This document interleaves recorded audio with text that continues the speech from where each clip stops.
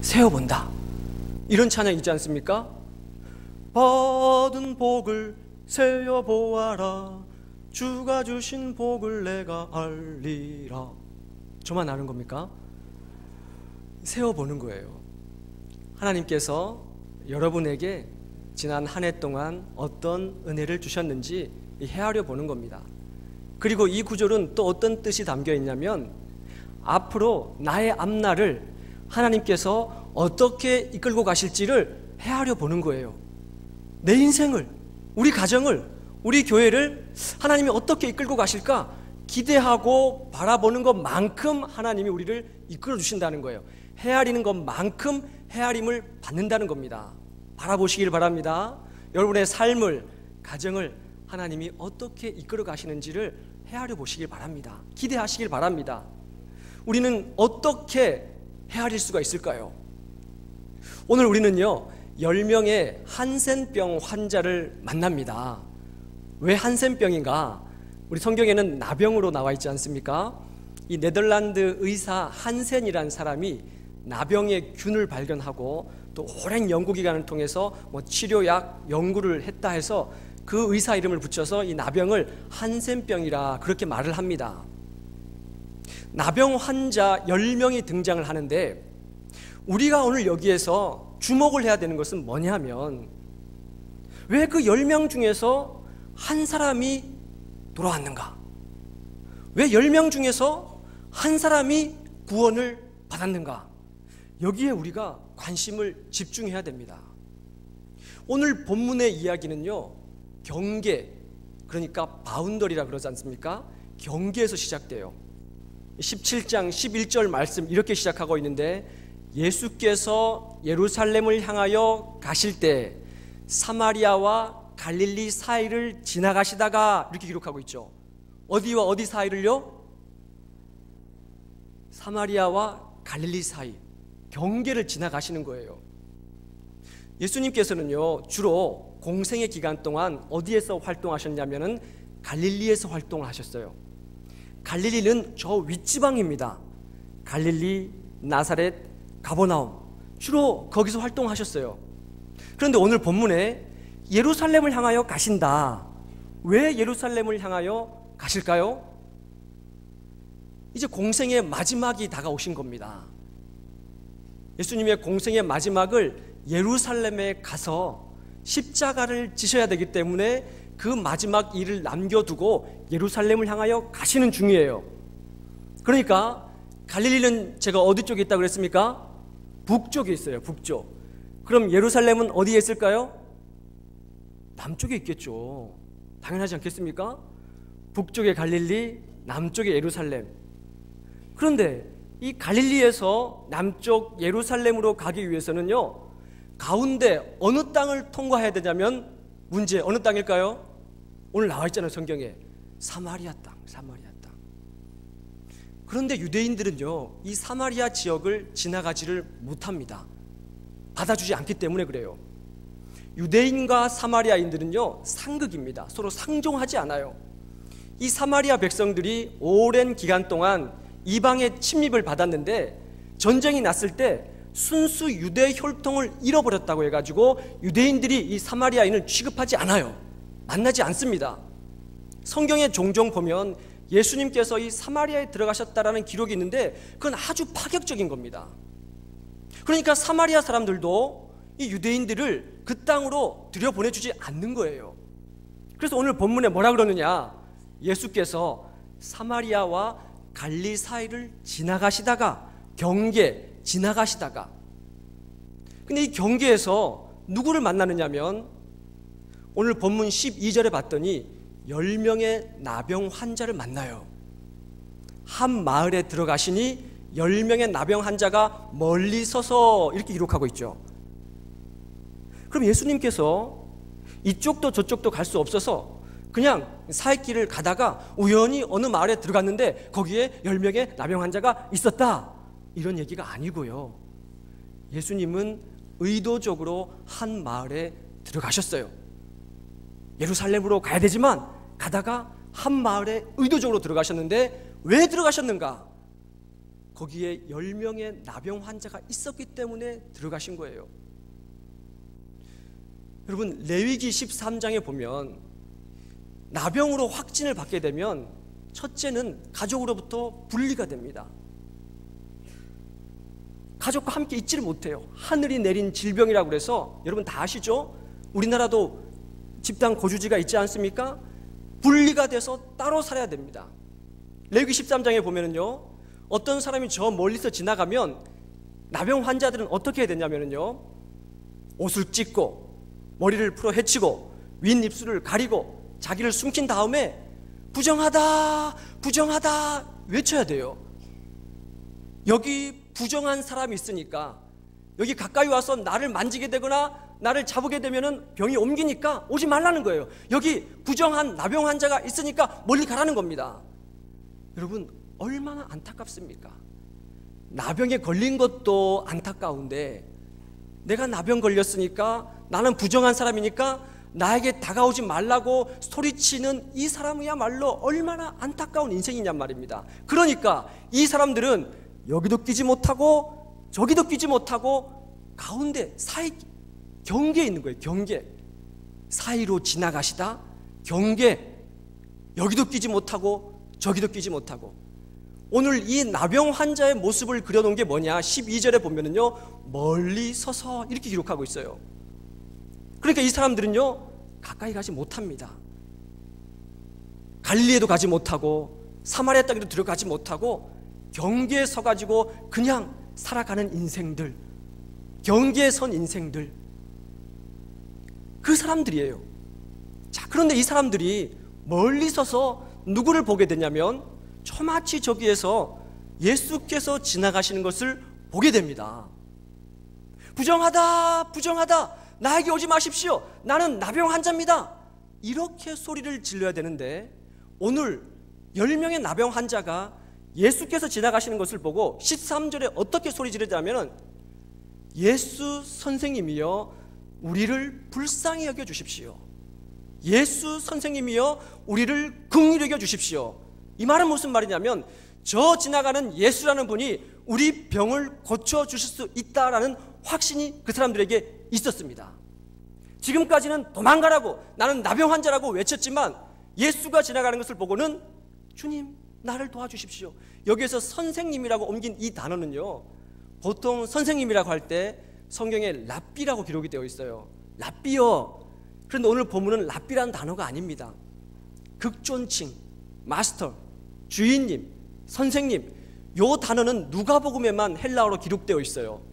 누가복음 5장에 보면요, 베드로가 예수님을 만나가지고 깊은 곳에 가서 그물을 던질 때, 선생님 내가 말씀에 의지하여 그물을 내리겠습니다 할 때 이 선생님이라는 단어가 똑같이 쓰인 단어입니다. 저분은 내 병을 고쳐줄 수 있다 확신이 있었어요. 자, 그런데 예수님께서 그 소리를 들으시고 어떻게 대답하셨냐? 그 대답이 참 생소한데요, 오늘 본문 14절에 뭐라고 말씀합니까? 가서 내 몸을 제사장들에 보이라. 가서 제사장들에게 너희 몸을 보이라. 이 명령형입니다. 명령형. 여러분, 이것이 좀 생소한 본문입니다. 왜 그런가 하면, 우리는 복음서를 통해서 예수님께서 치유하는 여러 기사들, 이야기들을 많이 접해요. 누가복음 5장 12절 이하에 보면 똑같이 나병 환자를 고치는 본문이 거기에 나옵니다. 어떻게 기록하고 있냐면, 손을 내밀어 그에게 대시며, 이렇게 기록하고 있어요. 그러니까 예수님은 어떤 환자를 만났을 때 물리치는 것이 아니고 달려가셔서 그 손을 잡으시고 환부에다가 손을 대시고 안수 기도하시고 안아주시고 만져주시고 안타까워하시고 그렇게 해서 고쳐주셨다는 겁니다. 행동이 있었다는 거예요. 액션이 거기에 들어가 있었다는 겁니다. 그런데 오늘 이 본문에서는 어떻게 된 이유에서인지 가서 제사장들에게 내 몸을 보이라, 그렇게 말씀하시는 거예요. 자, 그러는데 14절 이하에 보면 어떻게 기록되어 있냐면요, 이 사람들이 가다가 깨끗함을 입은지라, 이렇게 기록되어 있어요. 가다가 깨끗함을 입은지라. 아닙니다, 여러분. 예수님께서 그 환자를 붙들고 안수 기도하고 막 안아주시고 막 주문을 외우고 막 이렇게 한 게 아니에요. 그냥 가서 몸을 보이라 그랬는데 이 사람들이 가다가는 무슨 말일까요? 가던 도중에 나도 모르게 알게 모르게 언제 그랬는지도 모르는데 깨끗함을 입은 거예요. 사랑하는 교우 여러분, 우리는 성급함이 있어요. 조급함이 있습니다. 설교를 들을 때 뭔가 내 마음에 막 찡한 감동이 오고 막 이런 게 뭔 느낌이 와야 설교를 듣는 것 같고, 기도를 할 때 막 뜨거운 성령의 불이 막 목덜미를 막 해가지고 막 속에서 못 끓어오르고 이래야 기도를 하는 것 같고, 예배를 드릴 때 막 이렇게 돼야 뭔 예배를 드리는 것 같고, 이런 성급함이 있다는 겁니다. 기도를 하자마자 주님이 응답해 주셔야 되는 것 같고, 이런 성급함과 조급함이 우리들에게 있다는 거예요. 그런데 많은 경우에 하나님은 어떻게 응답하시냐? 오늘 본문의 말씀처럼 그 소리를 듣고 가던 도중에, 길을 가는 중에 자신도 모르게 알게 모르게 응답을 받는다는 겁니다. 아멘. 여러분, 이게 왜 중요할까요? 이 10명의 나병 환자는 가서 제사장들에게 내 몸을 보이라 이 얘기를 들었을 때 이미 응답을 받은 겁니다. 이미 응답을 받은 거예요. 이 이야기를 듣고 집단 거주지를 떠나서 자신의 목적지를 향하여 가던 도중에 그들은 그 응답이 이루어진 것을 눈으로 보게 되는 거예요. 자, 우리는 어떤 사람들이냐? 이미 기도 응답을 받은 사람들인 줄로 믿습니다. 이미 받은 사람들이에요. 다 받은 사람들입니다. 그럼 우리는 뭘 해야 되느냐? 이 땅을 살아가면서, 목적지를 향해서 걸어가면서 주님께서 어떻게 내 삶에 어떤 기도의 응답을 나에게 이루어 주셨는지를 보는 거예요. 살피는 거예요. 감격하는 거예요. 이것이 우리의 역할입니다. 여러분의 표정을 보니까 왜 저럴지? 이런 표정들이에요. 여러분, 하나님은요, 우리 모두의 기도를 다 응답해 주시는 분입니다. 이미 응답해 주셨어요. 왜 그런 줄 아십니까? 지금 여러분이 여기에 앉아 계시잖아요. 이것이 기도 응답입니다. 여러분, 우리가 이 땅을 살아갈 때 마치 이 나병 환자가 집단 거주지를 출발해가지고 목적지를 가는 도중에 고침을 받은 것처럼 우리가 이 땅을 살아갈 때 이미 응답받고 살아가는 거예요. 살다 보면 나도 모르게 알게 모르게 그것이 이루어지는 것을 우리는 보게 된다는 것입니다. 여러분, 지난 올 한 해를 돌아보십시오. 하나님이 여러분의 기도를 다 들어주시지 않으셨습니까? 아니에요? 여러분, 제가 작년에 12월 31일 날 송구 영신 예배를 드리면서 모든 가정들의 기도 제목을 받고 하나님께 올리고 기도를 했습니다. 여러분 다 적으셨죠? 얼마 전 가을 구역 신방 때 여러분 한 구역을 신방하면서 올 한 해 돌아보면서 어떤 감사가 있습니까? 한번 말해 보십시오 라고 했더니 모든 구역 식구들이 한 명도 빼놓지 않고 말씀을 하시는데 다 들어주셨더라고요. 다 들어주셨더라고요. 그때 적었던 기도 제목이 다 들어주셨더라고요. 남편 직장에 있었으면 좋겠습니다. 들어주셨고, 자녀 결혼했으면 좋겠습니다. 들어주셨고, 가게가 나갔으면 좋겠습니다. 들어주셨고, 일일이 다 들어주셨더라고요. 사랑하는 교우 여러분, 이것은 기복신앙이 아닙니다. 하나님은 여러분의 삶과 상관없는 분이 아니에요. 하나님 우리의 삶에 개입해 오시는 분이시고 매 순간순간마다 우리를 만지시고 어루만지시고 함께 하시는 분이 하나님이시라는 겁니다. 이미 하나님께서 우리의 기도를 응답하셨다. 이 고백은 얼마나 중요한 고백인지 몰라요. 우리 교회에 여러분 잘 알고 계시는, 여기 앉아 계신데 고영태 집사님 계세요. 아시죠? 예, 손 한번 들어보세요, 집사님. 예, 저기 오늘 거울을 보고 혼자 머리를 깎으셨대요. 아니 이발소 가서 깎으셔야 되는데 혼자 깎으셔가지고 이제 머리 깎은 자국이 나시는데, 이 집사님께서 별명이 뭔지 아세요? 걸어다니는 성경 암송. 저만 만나면 성경 암송 잘 다 외워요. 얼마나 성경 암송 많이 하는지 몰라요. 근데 이분이 아주 오래전에 큰 사고를 만나셔가지고 머리를 크게 다치셨어요. 그리고 5년 동안 병원에서 지냈습니다. 그리고 우리 교회를 왔는데 저보다 더 빨리 우리 교회 오셨어요. 근데 처음 우리 교회를 왔는데 지금 고영태 집사님을 보는 사람들이 한결같이 하는 얘기가 뭐냐면 너무 좋아졌다는 거예요. 좋아졌나요? 안 좋아졌나요? 전 잘 모르겠어요. 좋아졌다는 거예요. 걸음걸이도 좋아지고 말하는 것도 좋아지고 입도 막 돌아가고 그랬었는데 좋아지고 다 좋아졌다는 거예요. 근데 우리 집사님 아직 팔 한쪽이 손 한쪽이 돌아오지 않았어요. 이 손을 펴지 못합니다. 근데 이 집사님께서 저한테 늘 입버릇처럼 하는 얘기가 있습니다. 이미 기도응답을 받았대요. 이거 펴는 기도응답을 이미 받았다는 거예요. 그런데 날짜가 언젠지는 안 받았답니다. 이미 기도응답을 받았다는 거예요. 날짜만 모를 뿐이지. 여러분, 저는 이 얘기를 들을 때마다 얼마나 감사한지 몰라요. 이것이 믿음 있는 신앙인의 모습입니다. 우리는 이미 기도응답을 받은 거예요. 아멘. 이 땅을 살아가면서 하나님이 우리의 삶 가운데 어떻게 이루어 주시는지 우리 두 눈으로 목격하는 겁니다. 이것이 우리의 믿음이에요. 여러분, 반전이 일어납니다. 어떤 반전이 일어나냐면 15절에 보십시오. 10명이었습니다. 10명. 가다가 고침받은 사람이, 기도응답 받은 사람이 10명이에요. 그런데 누가 돌아왔습니까? 단 한 사람 돌아왔어요. 단 한 사람 돌아왔습니다. 소리를 질러 하나님께 영광을 돌리며 돌아와 예수의 발 아래 무릎을 꿇고 엎드려 감사하니, 첫째 하나님께 영광을 돌리고, 둘째 돌아왔다. 헬라어 본문에는요, 돌아온 것이 먼저로 돼 있어요. 가다가 내가 고침받은 걸 보고 너무 감격해가지고 어떻게 이런 일이 나에게 있을까? 가던 길을 멈추고 도중에 돌아와서 하나님께 영광을 돌리고 예수의 발 아래 엎드려 감사하니. 여러분, 왜 10명 중에 단 한 명만 여기 돌아왔습니까? 아유, 목사님, 그걸 말이라고 하세요. 아니, 당연히 돌아오는 게 맞죠. 당연하죠. 그 나병이 어떤 병인데, 하늘이 내린 병이라고 어떤 누구도 고치지 못한다는 병을 예수님이 고쳐줬는데 가다가 돌아오는 게 맞죠. 당연하지, 뭘 그걸 얘기하세요?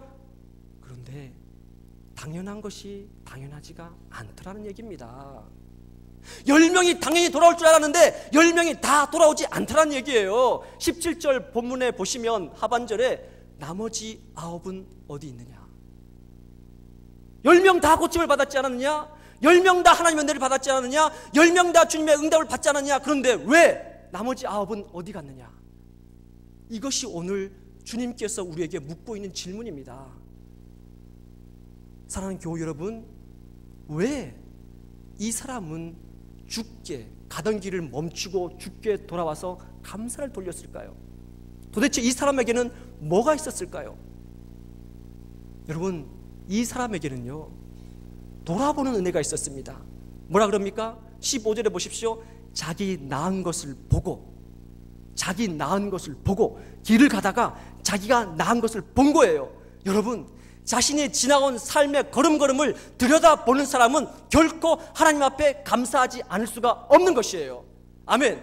오늘 여러분 여기 앉아있는데 1년 동안 지나온 삶을 돌아보면 하나님께 감사하지 않을 수가 없는 겁니다. 이미 하나님은 우리의 기도를 응답해 주셨어요. 우리는 이 길을 걸어가면서 어떻게 우리 삶 가운데 이루어지는지를 목격하는 겁니다. 그러나 다른 9명은 살펴보지 않았다는 거예요. 나머지 9명은 돌아보지 않았어요. 알게 모르게 고침을 받았는데 아무런 감격도 없고 감동도 없었어요. 그냥 가던 길을 간 겁니다. 고쳐줬는데, 낫게 했는데. 그러나 이 한 명은 돌아왔다는 거예요. 예수의 발 아래 엎드려 감사했다. 이 말은요, 높은 곳에서부터 낮은 곳으로 털썩 주저앉아서 납작 엎드리고 감사했다는 뜻이에요. 얼마나 감격했으면, 가던 도중에 고침받고 얼마나 감격했으면 털썩 주저앉아서 발 아래 무릎을 꿇고 감사를 돌렸겠습니까? 도대체 이 한 사람에게는 다른 9에게 없는 뭐가 있었겠습니까? 사랑하는 교우 여러분, 이 한 사람은 다른 9사람이 갖고 있지 않는 다른 은혜가 있었어요. 다른 은혜. 다른 9사람이 그저 아무런 감동 없이 그냥 매 주일이니까 이 주일에 와서 예배 드리면 되지, 아무런 감동 없이 여기 앉아서 예배 드릴 때 어떤 한 사람은 감격적으로 예배 드리는 그 사람이 있다는 말입니다. 이 예배 자리를 기다리고 바라보며 설레며 기도하며 이 예배 와서 감격하는 한 사람이 있다는 얘기예요. 다른 9은 아무 감동 없이 입만 뻥긋뻥긋하면서 부르기 싫은 찬송 그냥 입만 뻥긋뻥긋 하는 사람이 있을 때 어떤 한 사람은 전심을 다해서 찬양하는 그 한 사람이 있다는 얘기입니다. 다른 9사람이 기도 그 기도 뭘 해? 매일 하는 기도인데 들어주지도 않는데 뭘 해? 그렇게 말할 때 어떤 한 사람은 모든 기도를 다 들어주시는 주님을 붙들고 정말 절박하게 기도하는 그 한 사람이 있다는 얘기예요. 우리 주님이 찾는 사람이 그 사람이란 얘기입니다. 그 사람이란 얘기예요. 똑같은 시간, 똑같은 공간, 똑같은 환경에서 여러분들이 예배를 드리지만 여러분 다 똑같은 은혜를 누리는 게 아니에요. 다른 9이 아무 감동 없을 때 어떤 누군가는 눈물로 감격하는 사람이 있다는 겁니다. 다른 9이 저 목사님 설교하는 거 뭐 맨날 똑같은 설교 또 그런 설교지 그렇게 생각할 때 어떤 한 사람은 가슴 깊이 내려앉으면서 저 말씀대로 붙들고 살아야지 하는 그 한 사람이 있다는 얘기예요. 하나님은 그것을 찾고 있다는 얘기입니다. 사랑하는 교회 여러분, 지난 한 해를 돌아보십시오. 하나님은 이미 우리의 모든 기도를 다 응답하셨어요. 날짜만 안 주셨다 그러지 않습니까? 날짜만. 언젠지 모르지만 하나님 다 응답해 주셨어요. 저는 여기 부산에 온 지 1년이 되었습니다. 한 10년 된 것 같죠? 아주 한 10년 된 것 같아요. 1년 됐습니다. 1년. 작년 이맘때 12월 첫째 주일날 여기 왔는데 부산이 따뜻하다고 해서 왔는데요, 부산에 와가지고 눈도 봤습니다. 눈 안 내린다 하던데 그 작년에 눈이 막 찬바람 불면서 눈발이 날리더라고요. 제가 작년 1년 동안 뒤에 있는 하목 아파트에서 새벽마다 교회로 와서 기도하고 또 올라가고 오르락 내리락 하면서 저 늘 하늘을 올려다봤어요. 아무 연고도 없는 이곳에 하나님 보내셔서 가라고 해서 왔는데 하나님, 제가 잘할 수 있을까요? 제가 1년을 버텨낼 수 있을까요? 저 1년 동안 쫓겨나지 않을까요? 저 1년 지나고 나서도 제가 무사할 수 있을까요? 제가 그렇게 많이 넋두리를 했었어요. 근데 1년이 지나고 제가 지금 여기에 서 있지 않습니까? 사랑하는 교회 여러분, 저는 지난 한 해를 돌아보면 하나님이 다 들어주셨어요. 다 들어주셨어요. 부자 되게 해달라는 것만 안 들어주시더라고요. 다 들어주셨어요. 우리 교우들의 형편과 사정, 우리 교회의 사정. 여러분, 지난 1년 전을 생각해 보십시오. 우리 교회 지난 1년 전을 생각해 보시란 말입니다. 여러분, 갈라지고 나눠지고 비방하고 시기하고 질투하고, 여러분 그 어떤 그 어려운 문제 가운데 얼마나 많이 어렵고 힘들었습니까? 그러나 하나님은 이 1년 지나는 동안 우리를 싸매시고 고치시고 만지셨다는 겁니다. 하나님은 다 기도를 응답하시는 분이세요. 우리는 믿고 걸어가는 겁니다. 여러분의 삶의 걸음 과정 어떻게 하나님이 이루어 주시는지, 다른 9은 감동 없을 때, 다른 9은 아무런 느낌이 없을 때, 다른 9은 그저 그렇게 살아갈 때, 다른 9은 주님 없이 살아갈 때 그 한 사람은 간절한 사람이 있다는 얘기예요. 10명 중에 한 사람은 내 나은 것을 보고 돌아봤더니 이것을 감사하지 않고는 견딜 수가 없겠다, 돌아와서 무릎 꿇은 그 한 사람이 있다는 얘기입니다. 여러분들이 그 한 사람이 되시라는 얘기예요. 그 다른 9이 되지 마시고 예배드리는 이 시간 간절함으로 예배드리는 한 사람이 되란 말입니다. 찬양 부를 때 간절하게 부르는 그 한 사람이 되란 말이에요. 감사하는 한 사람이 되란 얘기입니다. 그것이 주님께서 그 한 사람에게 주시는 특별한 은혜입니다. 나머지 9은 어디 갔느냐? 다 고침받았지 않았느냐? 나머지 9명은 고침받았지만 구원받지 못했어요. 그래서 오늘 본문 11절에 뭐라 그랬습니까? 그 한 사람에게 내 믿음이 너를 구원하였으니 평안히 가라. 아멘. 나머지 돌아온 한 사람이 구원 얻게 되는 것입니다. 그 은혜가 여러분에게, 우리 교회에 함께 하시기를 간절히 소원합니다. 아멘. 그래서 우리 전심을 다해서 날 구원하신 주 감사, 정말 우리 주님의 은혜를 감사해서 이 찬양을 전심을 다해 부를 텐데, 일어나실 수 있는 분은 일어나서 불렀으면 좋겠어요. 무릎이 아프시고 이런 분들은 앉아 계시면 됩니다.